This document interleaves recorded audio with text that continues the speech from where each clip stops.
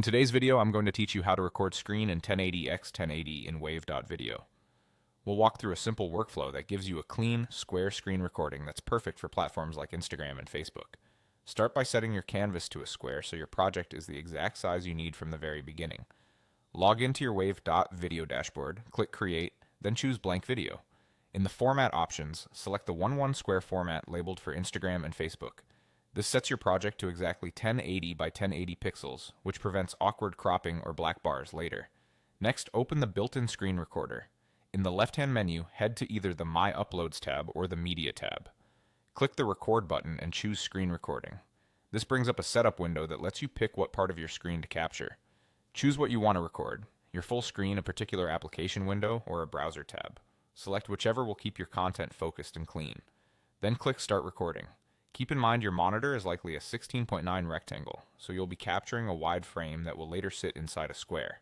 While recording, try to keep the action centered so the most important parts remain visible when you crop or position the footage on the square canvas. When you stop the recording, Wave.video drops your clip onto the square canvas. Now fit it to the 1080 by 1080 frame. Click the recorded video on the canvas and use the corner handles to scale it up until it fills the entire square. Wave.video maintains the aspect ratio as you drag, so the image won't distort. Then click and drag to position the content so the key area sits nicely centered. If toolbars or side panels are distracting, adjust the framing so the focus stays on what matters.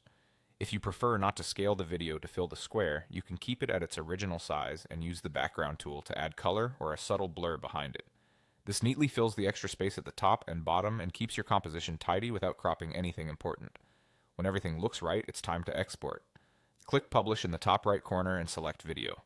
Make sure the resolution is set to 1080p. Because your canvas is square, this will export as 1080 by 1080.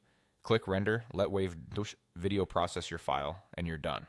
Enjoy your crisp, platform-ready square screen recording.